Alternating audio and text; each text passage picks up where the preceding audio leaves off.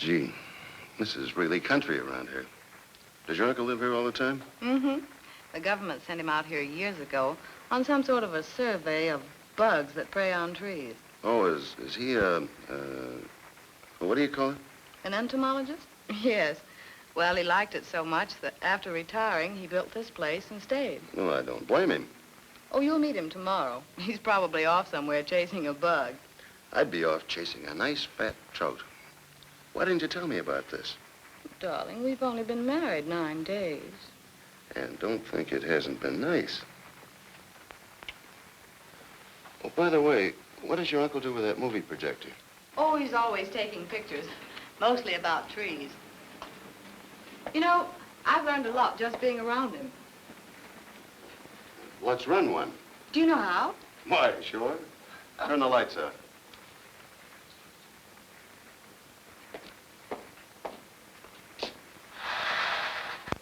You ready? All set.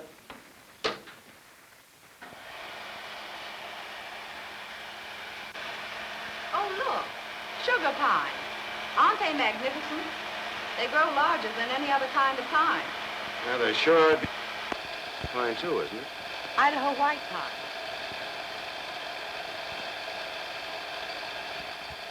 Oh, and there's some Ponderosa pine. Look at that. Isn't it a shame to cut down trees like that? There ought to be a law against it. I wonder why he took this. Funny-looking top. I think they tell the condition of the tree by looking at the branches and the needles. You know, when they're healthy and when they're ready to be cut. Yeah, and when they get through cutting it, it looks like this. Well, they missed some anyway. Oh, those are reserve seed trees. They left them on purpose. I doubt it. That's what the loggers leave. Every time I see a thing like that, Don't say it. Don't say what? What you started to say. Remember, I've been coming to this country for years. I love you very much, darling. But as far as the woods go, you're a million years behind the times. Oh, I am. I've never been in this part of the country before, but woods are woods, and I've loved them ever since I was that high. Well, not enough, apparently, to learn very much about them. I'll bet you don't even know how the big forest fires get started. Lightning, for one thing. And smokers like you, for another. Cigarettes and campfires. Now, wait a minute. I never started a fire in the woods in my life. I'm only trying to make a point. It's too bad they can't leave the woods alone, that's all. What's wrong with that? Everything. Why, you couldn't have this house or life as we know it without forest products. That's right, but at the same You time... ask Uncle Ray about it when he comes in tomorrow. I certainly will, and I bet he'll agree with me, too. But from a sportsman's standpoint... Don't you realize that timber and game go right along together? Sure. Leave the timber alone and there'll be plenty of game for everybody. That isn't true. Why, you couldn't have anything. You couldn't have... Oh, Jamie. What's the matter? Well, this is our honeymoon, remember? I'm sorry. It was my fault. But let's promise not to quarrel again about trees or anything, hmm? It's a promise. I'll never say another word about it. But when I think about what they're doing to those trees... Okay. Hey, if we're going to get up and go fishing early tomorrow morning, we better turn in. Is it that late? Mm-hmm. I better close that window.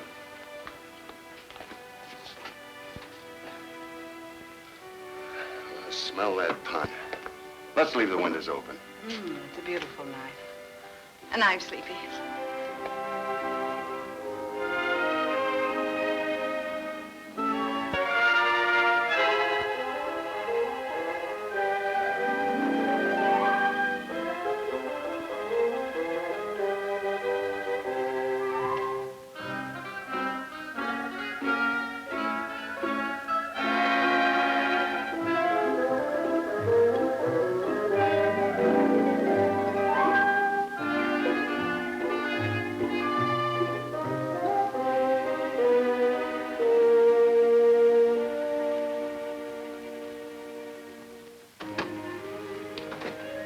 You stay there. I'll make breakfast. Oh, you won't. Breakfast coming up. Dun, dun, dun, dun.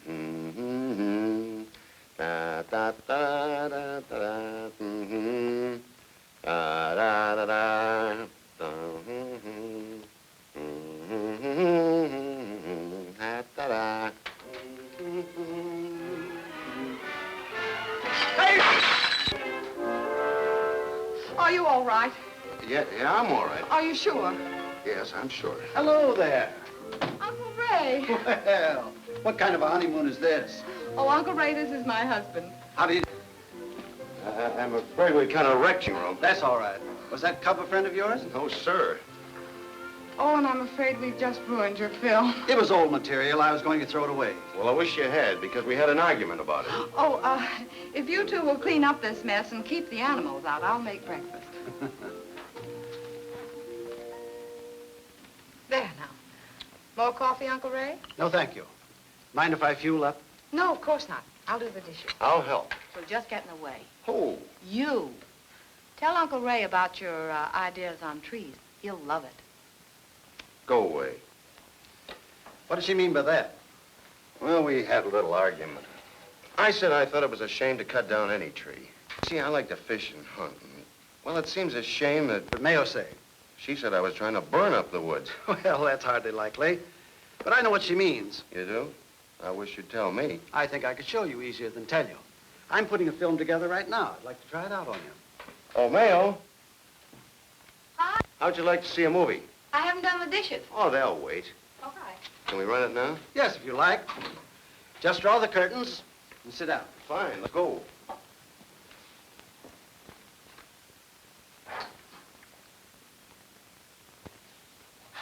What I'm trying to do with this picture is to settle arguments like yours.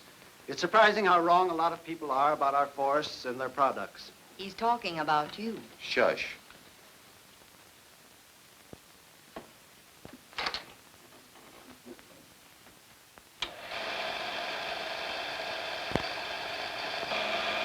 How to run a tree farm. Farm? Is that a new idea to you? Certainly is. Go ahead. I started off Mount Rainier, partly because I like to look at it, and partly because it suggests something eternal and permanent. And that's the way you should think about our forests. Eternally green, eternally useful. But there's more than beauty and restless play of light and shadow in our forests. Trees are living things, fighting for life, fighting their enemies. They get sick and old and die. They reach up with their leaves to breathe and feel the sun. They must have food and water. And like all living things, if they're not harvested when they're mature, they rot and go to waste. Enough lumber for millions of homes is going to waste every year, just as you see it here. We need the products of our forests, and we need the forests. So true conservation begins by understanding that timber is a crop. Not to use our timber crops would be a terrific waste of nature's bounty. So let's begin with that idea. Let's make a few comparisons. It takes only one day to produce an egg. But it takes all summer for corn. Beef, 2 or 3 years. 4 to 8 years before a tree will bear fruit. For timber, 25 to 100 years. A farmer doesn't buy a new farm each year. He renews the land and manages it with scientific methods. So begin to think of the forest as a farm where useful things are grown and harvested and grown again as a permanent, useful industry. Now let's see what it takes to run a tree farm. Fire is one of the things you'll have to fight. Forest fire is a terrible thing. I've seen them. That's right. And that's why the lumber industry, the states, and the U.S. Forest Service are all trying to fight carelessness in the woods and to provide the fire equipment that's so essential. This has brought about very close cooperation between the public forest agencies and the individual forest owners.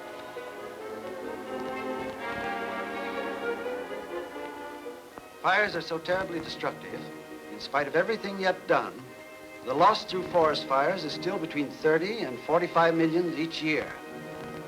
What you're looking at here is a small part of the great Tillamook Fire of 1933. It burned 270,000 acres in 20 hours.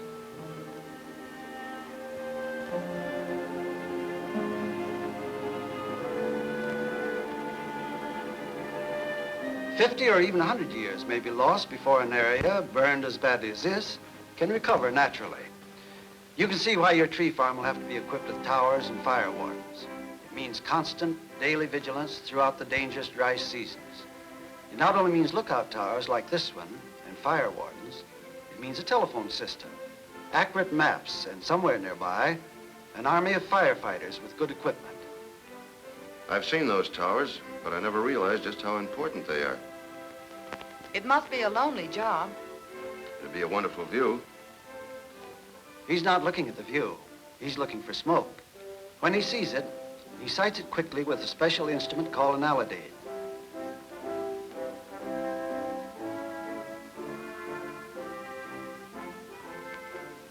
As soon as he gets his bearing, he reports the location by telephone or radio to headquarters.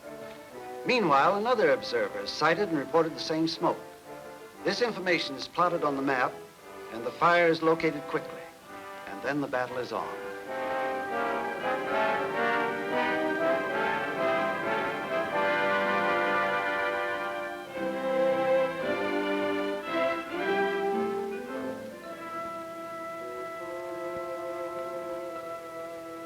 Repeated fires kill the seed trees, and the land remains unproductive unless it's artificially replanted.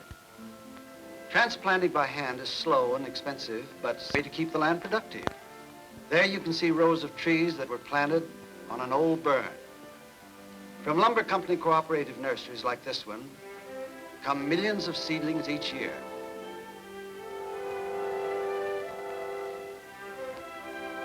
Of course, a far more practical method is to prevent fires and to plan so nature will do the replanting. Most of these scenes you're looking at were logged over. This fir region area was logged 25 years ago. The logs were hauled out over that old railroad trestle. It'll have to be rebuilt when we go back there to log again, perhaps 70 years from now. 70 years? Oh, yes, that's not unusual.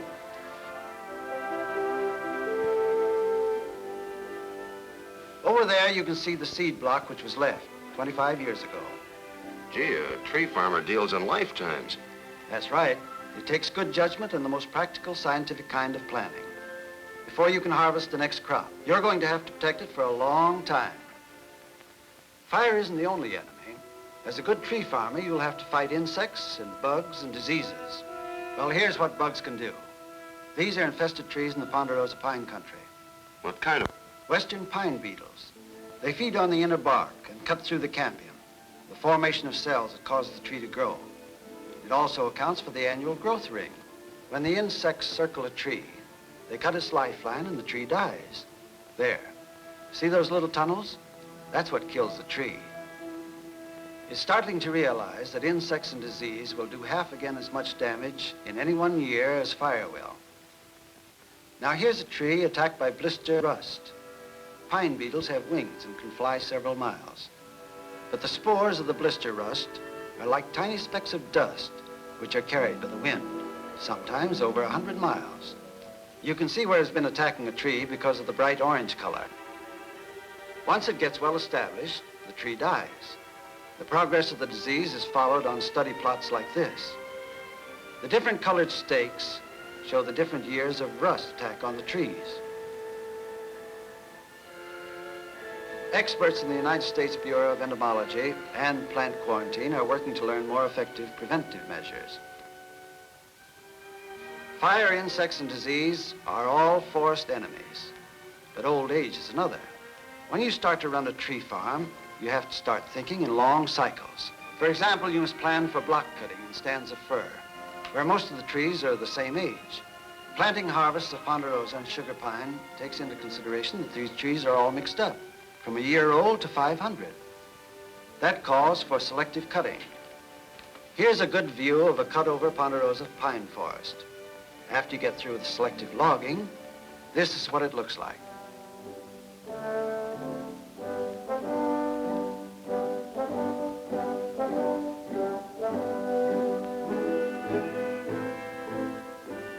You can hardly tell at this distance that the loggers have been through here.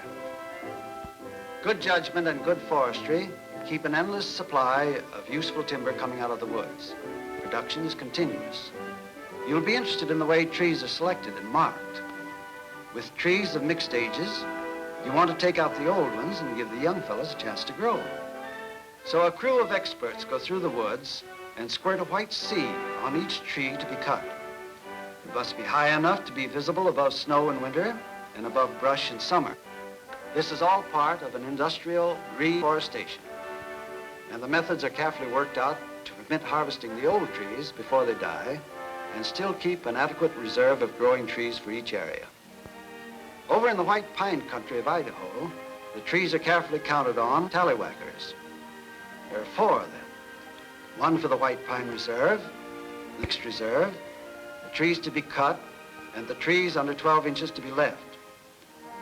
The marker, who is the boss of the crew, frequently consults a map of the district so the information he gathers can be related to a particular area. In the White Pine, they use an axe to blaze the trees and then mark it CT for cut. I wondered how they check the growth rate of a tree. It's not done so guesswork. The checking is done with an increment bore, which is an auger with a hollow center. It pulls a sample of the core out of the tree. This particular pine was released years ago. What do you mean, released? I mean released from too much competition for light and water by other trees. It's done by cutting the old trees, as you see by the old stumps nearby. Now let's see what release meant to this tree. Rings close together at the heart show that the trees were too thick and were closing in on the young tree, shutting off light and sunshine.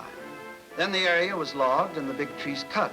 More sunshine was let in, and the rings grew wider, meaning the tree was growing much faster than before. Here you see what I mean in this cross-section of a tree.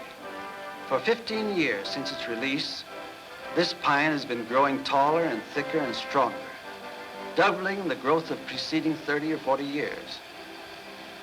It's a good example of what happens if you cut the old trees when they're ripe and give a younger tree a chance. I don't follow you. Well, wait a moment. I'll stop the film and show you. Look here. This is a cross-section of a tree. When the tree is under very heavy competition, the rings are very narrow. But here, when it had a chance, it grew big, wide rings. Oh, now I see what you're talking about. Want to see the rest of the picture? Very much. Mm-hmm.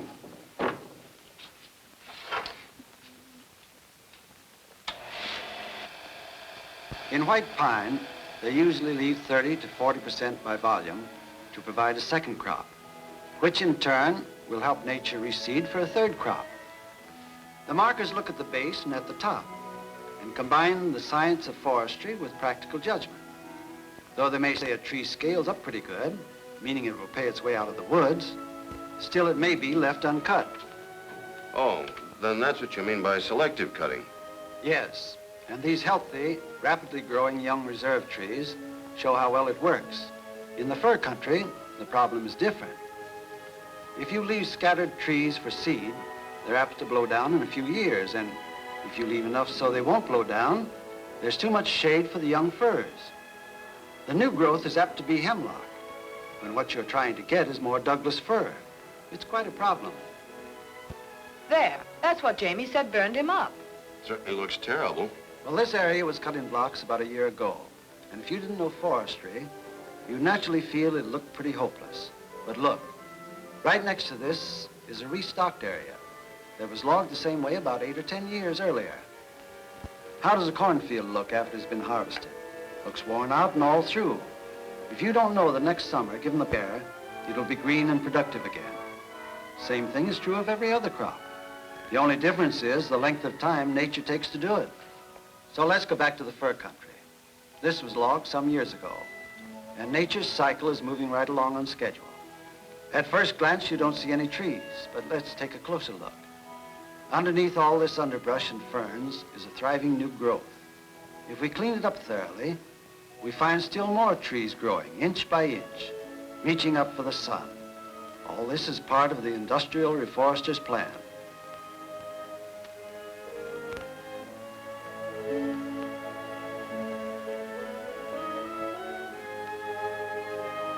Harvesting the old crop was managed so the new crop would be well established. Carefully protected from fire, these seed blocks are left standing.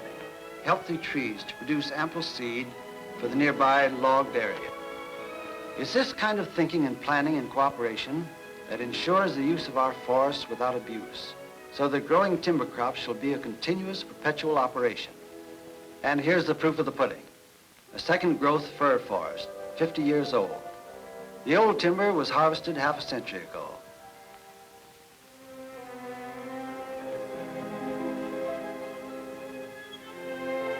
As you watch these camp scenes, it's interesting to know that some are permanent and others move on and don't return to the same spot for a generation, or perhaps 3 generations.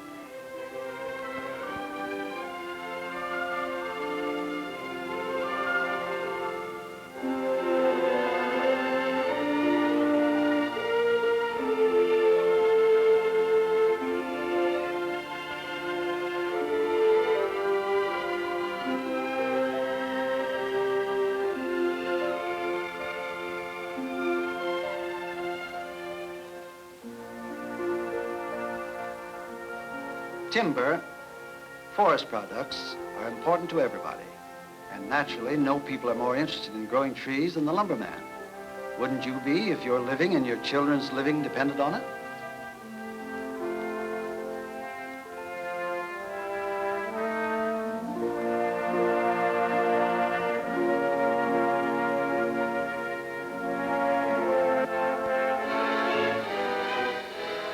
Now here's part of a logging operation. This is pine. The cats haul them into the tracks. We're a big jammer of the flat cars.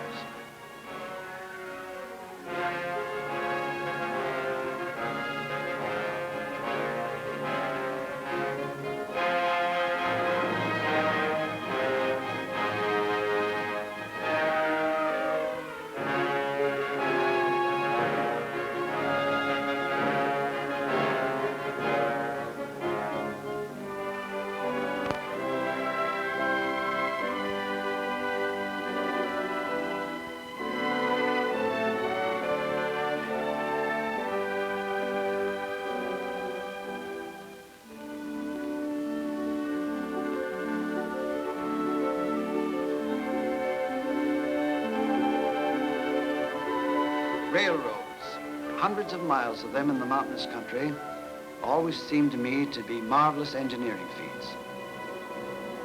But whether the logs move out by train or by truck, whatever form of transportation is used, it takes big equipment, big thinking, long-range planning ahead to operate our giant tree farms. Here's where the assembly line was born. The sawmill was the first industry to take the work to the worker by conveyor at waist height.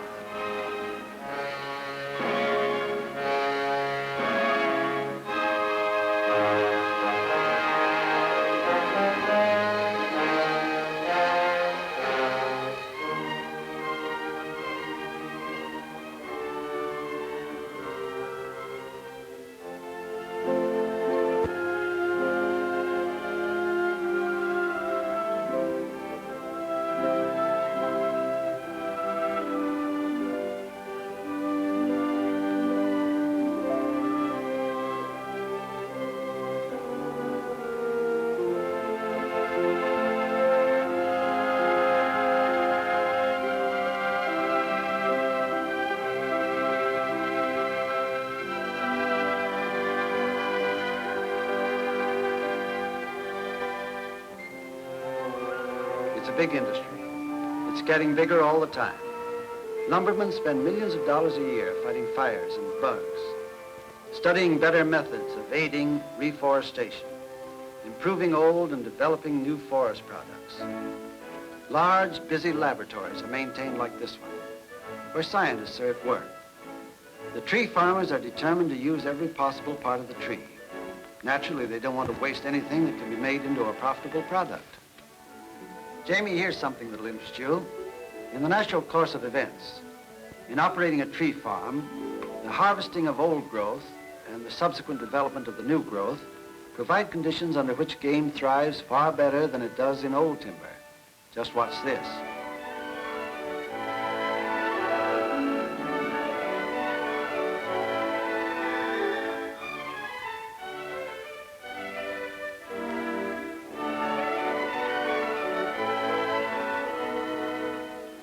I wish you'd take a good long look at these forests, pine and fir, all second growth.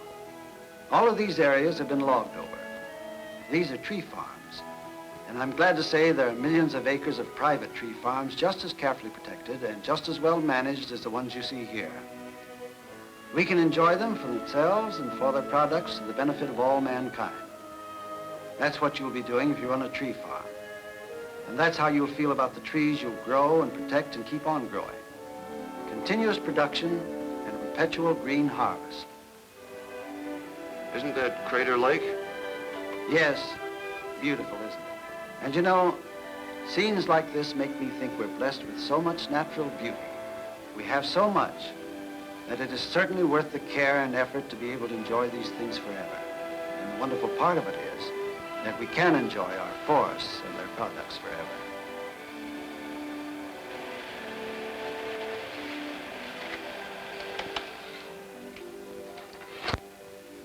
What do you think of tree farming? I had no idea that timber is a crop and is managed like every other crop. That's exactly what it is. And that's why you don't have to worry about forest products. They'll be here for your children and your children's children. And the better job we all do in operating tree farms and protecting our forests, the more wildlife population there'll be for you sportsmen. I'll shake on that. And I think I owe someone an apology. Uh-huh.